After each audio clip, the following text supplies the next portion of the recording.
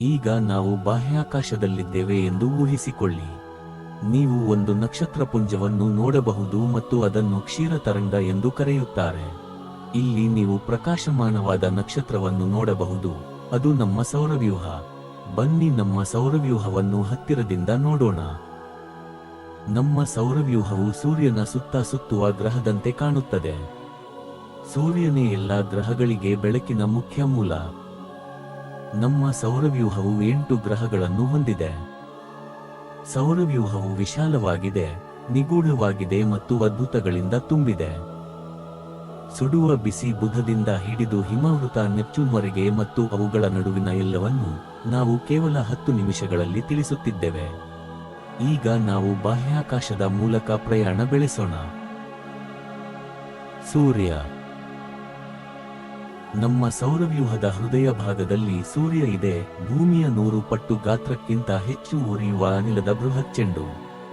ಇದು ಸೌರವ್ಯೂಹದ ದ್ರವ್ಯರಾಶಿಯ 99.8% ಅನ್ನು ಹೊಂದಿದೆ ಮತ್ತು ಅದರ ಗುರುತ್ವಾಕರ್ಷಣೆ ಮತ್ತು ಬೆಳಕಿನಿಂದ ಎಲ್ಲವನ್ನೂ ಪೋಷಿಸುತ್ತದೆ.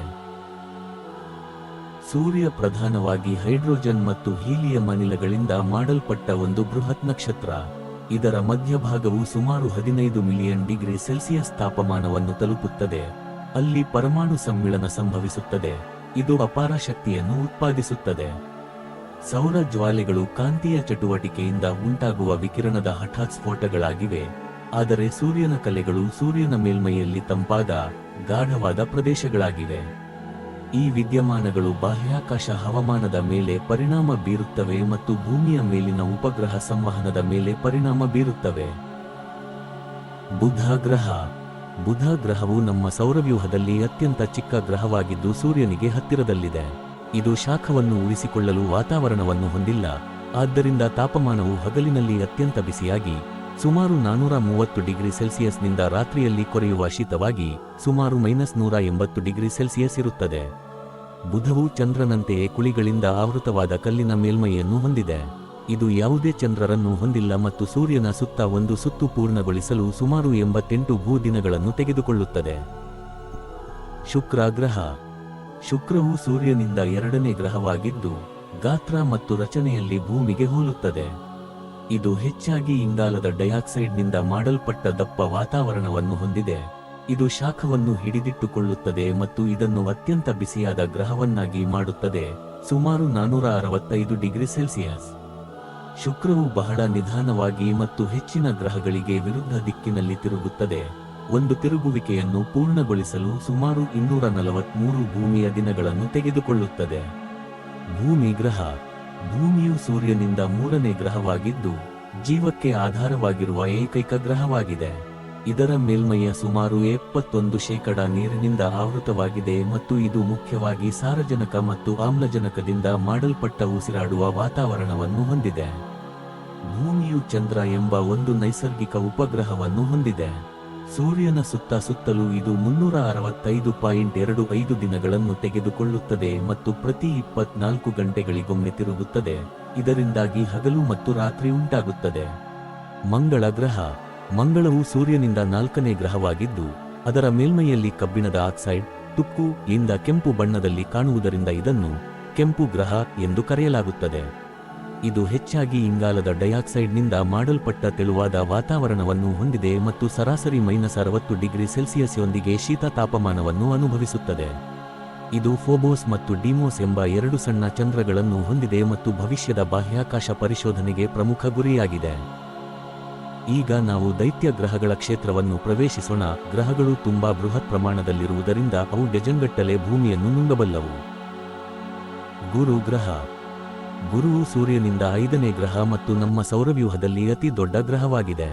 ಇದು ಹೆಚ್ಚಾಗಿ ಹೈಡ್ರೋಜನ್ ಮತ್ತು ಹೀಲಿಯಂನಿಂದ ಮಾಡಲ್ಪಟ್ಟ ಅನಿಲ ದೈತ್ಯವಾಗಿದ್ದು ಘನ ಮೇಲ್ಮೈಯನ್ನು ಹೊಂದಿಲ್ಲ.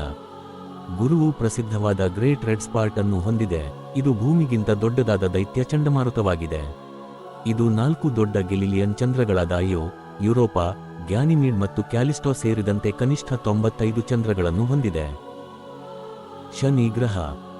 ಶನಿಯು ಸೂರ್ಯನಿಂದ 6ನೇ ಗ್ರಹವಾಗಿದ್ದು ಅದರ ಅದ್ಭುತ ಉಂಗುರ ವ್ಯವಸ್ಥೆಗೆ ಹೆಸರುವಾಸಿಯಾಗಿದೆ.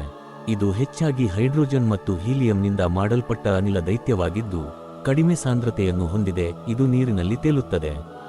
ಶನಿಯು ಕನಿಷ್ಠ 146 ತಿಳಿದಿರುವ ಚಂದ್ರಗಳನ್ನು ಹೊಂದಿದೆ. ಅವುಗಳಲ್ಲಿ ಅತಿದೊಡ್ಡ ಚಂದ್ರ ಟೈಟಾನ್ ಕೂಡ ದಪ್ಪ ವಾತಾವರಣವನ್ನು ಹೊಂದಿದೆ. ಇದರ ಉಂಗುರಗಳು ಗ್ರಹದ ಸುತ್ತ ಸುತ್ತುವ ಮಂಜುಗಡ್ಡೆ, ಕಲ್ಲು ಮತ್ತು ಧೂಳಿನ ಕಣಗಳಿಂದ ಮಾಡಲ್ಪಟ್ಟಿದೆ. ಯುರೇನಸ್ ಗ್ರಹ. ಯುರೇನಸ್ ಸೂರ್ಯನಿಂದ 7ನೇ ಗ್ರಹವಾಗಿದ್ದು, ಅದರ ವಾತಾವರಣದಲ್ಲಿರುವ ಮೀಥೇನ್ ಕಾರಣದಿಂದಾಗಿ ಅದರ ಮಸುಕಾದ ನೀಲಿ ಹಸಿರು ಬಣ್ಣಕ್ಕೆ ಹೆಸರುವಾಸಿಯಾಗಿದೆ. ಯುರೇನಸ್ ಮುಖ್ಯವಾಗಿ ಹೈಡ್ರೋಜನ್, ಹೀಲಿಯಂ ಮತ್ತು ನೀರು, ಅಮೋನಿಯಾ ಮತ್ತು ಮೀಥೇನ್ನಂತಹ ಹಿಮಾವೃತ ಪದಾರ್ಥಗಳಿಂದ ಕೂಡಿದ ಹಿಮದೈತ್ಯವಾಗಿದೆ.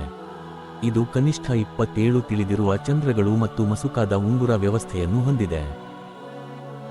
ನೆಪ್ಚೂನ್ ಗ್ರಹ.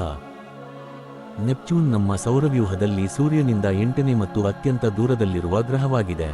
ಇದು ವಾತಾವರಣದಲ್ಲಿರುವ ಮೀಥೇನ್ ಕಾರಣದಿಂದಾಗಿ ಆಳವಾದ ನೀಲಿ ಬಣ್ಣವನ್ನು ಹೊಂದಿರುವ ಮಂಜುಗಡ್ಡೆಯ ದೈತ್ಯವಾಗಿದೆ. ನೆಪ್ಚೂನ್ ಬಲವಾದ ಗಾಳಿ ಮತ್ತು ಬಿರುಗಾಳಿಗಳನ್ನು ಹೊಂದಿದೆ. ಇದರಲ್ಲಿ ಗ್ರೇಟ್ ಡಾರ್ಕ್ ಸ್ಪಾಟ್ ಎಂಬ ಬೃಹತ್ ಚಂಡಮಾರುತ ವ್ಯವಸ್ಥೆಯು ಸೇರಿದೆ. ಇದು ಕನಿಷ್ಠ 14 ತಿಳಿದಿರುವ ಚಂದ್ರಗಳನ್ನು ಹೊಂದಿದೆ. ಟ್ರೈಟಾನ್ ಅತಿದೊಡ್ಡ ಮತ್ತು ಅತ್ಯಂತ ಪ್ರಸಿದ್ಧವಾಗಿದೆ. ಕುಬ್ಜ ಗ್ರಹಗಳು ಮತ್ತು ಪ್ಲೂಟೋ. ಒಮ್ಮೆ 9ನೇ ಗ್ರಹವೆಂದು ಪರಿಗಣಿಸಲ್ಪಟ್ಟ ಪ್ಲೂಟೋವನ್ನು 2006ರಲ್ಲಿ ಕುಬ್ಜ ಗ್ರಹವೆಂದು ಮರುವರ್ಗೀಕರಿಸಲಾಯಿತು. ಆದರೆ ಅದು ಒಂಟಿಯಾಗಿಲ್ಲ. ಪ್ಲೂಟೋ ಒಂದು ಕುಬ್ಜ ಗ್ರಹವಾಗಿದ್ದು, ನೆಪ್ಚೂನ್ನ ಆಚೆ ಕೈಪರ್ ಬೆಲ್ಟ್ನಲ್ಲಿರುತ್ತದೆ.